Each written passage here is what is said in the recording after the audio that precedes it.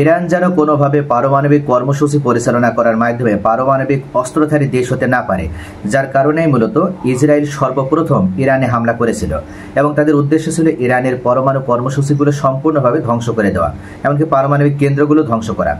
তবে সবথেকে সমস্যা হয়ে দাঁড়াছিল ইরানের হাতে থাকা তাদের প্রধান পারমাণবিক স্থাপনা ফোর্দো।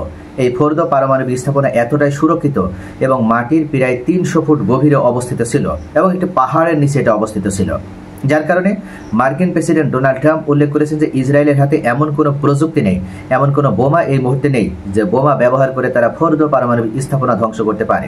এক্ষেত্রে অবশ্যই তাদের মার্কিন যুক্তরাষ্ট্রের সহায়তা প্রয়োজন হবে। ঠিক এই কথা বলার একদিন পরে আবার মার্কিন প্রেসিডেন্ট ডোনাল্ড ট্রাম্প উল্লেখ করেছিলেন যে আমরা ২ সপ্তাহ সময় দিয়েছি ইরানকে, এই ২ সপ্তাহের মধ্যে আমরা আশাবাদী ইরান শান্তি আলোচনার মাধ্যমে এই যুদ্ধবিরতি কার্যকর করতে সম্মত হবে। অথচ এই আলটিমেটাম দেওয়ার ২ দিনও পার হতে পারেনি, তার পরপরই মার্কিন যুক্তরাষ্ট্র একটা নেককারজনক মার্কিন যুক্তরাষ্ট্র একটা কাপুরুষোচিত হামলা করল ইরানের এই ফোর্দো পারমাণবিক স্থাপনা সহ আরও ২টি পারমাণবিক স্থাপনাতে। ইতিমধ্যে ইরানের পক্ষ থেকে উল্লেখ করা হয়েছে যে মার্কিন যুক্তরাষ্ট্র মূলত সম্পূর্ণভাবে অপ্রস্তুত অবস্থায় রেখে আমাদের উপরে যে হামলা করতে চেয়েছিল তাতে তারা সম্পূর্ণভাবে ব্যর্থ হয়েছে।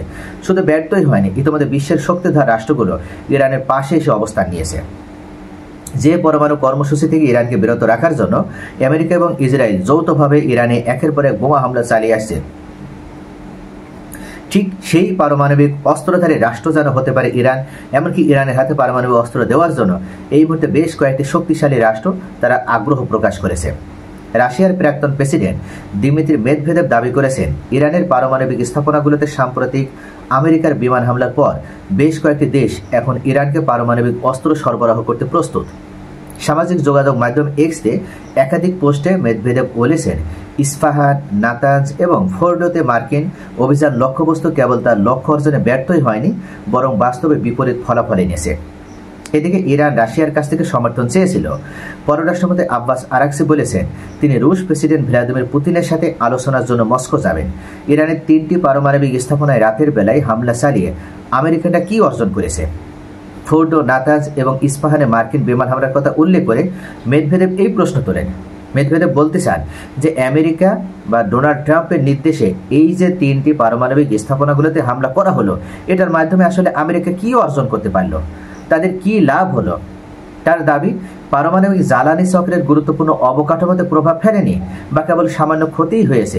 তিনি আরও যোগ করেছেন যে পারমাণবিক পদার্থ সমৃদ্ধকরণ এবং এখন আমরা স্পষ্টভাবে বলতে পারি ভবিষ্যতে যৌথভাবে পারমাণবিক অস্ত্রের উৎপাদন অব্যাহত থাকবে। দিমিত্রি মেদভেদেভ মূলত বোঝাতে চেয়েছেন এই হামলার মাধ্যমে মার্কিন যুক্তরাষ্ট্র ইরানকে পারমাণবিক অস্ত্রধারী রাষ্ট্র হওয়ার জন্য আরও তারা এগিয়ে দিল। অর্থাৎ যেখানে তারা চেষ্টা করেছিল যে পারমাণবিক কর্মসূচি থেকে যখন ইরানকে বিরত রাখা যায়, ইরান যেন কোনোভাবে পারমাণবিক অস্ত্রধারী রাষ্ট্র হতে না পারে, এই উদ্দেশ্যে মার্কিন যুক্তরাষ্ট্র এবং ইসরায়েল হামলা করেছিল। এবং সর্বশেষ মার্কিন যুক্তরাষ্ট্রের B-2 বোমারু বিমান প্রায় 30,000 টন বিশিষ্ট বা 30,000 পাউন্ডের ওজন বিশিষ্ট যে বোমা নিক্ষেপ করার মাধ্যমে ফোর্ডো হচ্ছে আপনার পারমাণবিক স্থাপনা, নাতানজ পারমাণবিক স্থাপনা এবং ইস্পাহানের যে পারমাণবিক স্থাপনা সম্পূর্ণভাবে ধ্বংস করে দিতে সক্ষম হয়েছে। এটার মাধ্যমে তারা মূলত কিছুই লাভ করতে পারেনি, কেননা ইরানের যে পারমাণবিক কর্মসূচি ছিল সেটা সম্পূর্ণভাবে শান্তিপূর্ণ। এটা বিশ্বের যে কোনো রাষ্ট্রেরই এই অধিকারটা রয়েছে। কিন্তু এখন মার্কিন যুক্তরাষ্ট্র হামলা করার মাধ্যমে তারা প্রমাণ করলো যে তাদের উদ্দেশ্য ইরানকে দুর্বল করা। ইরান ইতিমধ্যে পারমাণবিক কর্মসূচি গ্রহণ করার মাধ্যমে কোনো পারমাণবিক অস্ত্র তৈরি করেছে বা অস্ত্র তৈরির কাছাকাছি পৌঁছেছে এমন কোনো রিপোর্টও ইরান দেয়নি, বা IAEA অর্থাৎ আন্তর্জাতিক আণবিক শক্তি সংস্থার পর্যবেক্ষকরা যারা জড়িয়ে রয়েছে ইরানের অভ্যন্তরে তারাও এই ধরনের কোনো কথা বলেনি। অথচ ইসরায়েল এবং যুক্তরাষ্ট্র তারা ইরানের এই শাসন ব্যবস্থার পতন ঘটানো এবং ইরানকে কার্যত একটা দুর্বল রাষ্ট্রে পরিণত করার জন্য এই হামলা অব্যাহত রেখেছিল। তবে এটা ইরানের জন্য ভালো হলো। দিমিত্রি মেদভেদেভ বলেন ইরান এখন রাশিয়া, উত্তর কোরিয়া, পাকিস্তান, চীন বিভিন্ন যে শক্তিশালী রাষ্ট্রগুলো রয়েছে, পারমাণবিক অস্ত্রধারী যে রাষ্ট্রগুলো রয়েছে তাদের সাথে যৌথভাবে পারমাণবিক অস্ত্রের উৎপাদন এখন অব্যাহত রাখবে এবং তারা খুব অচিরেই পারমাণবিক অস্ত্রধারী একটা রাষ্ট্রে পরিণত হবে। সকলে ভালো থাকুন। Thanks for watching.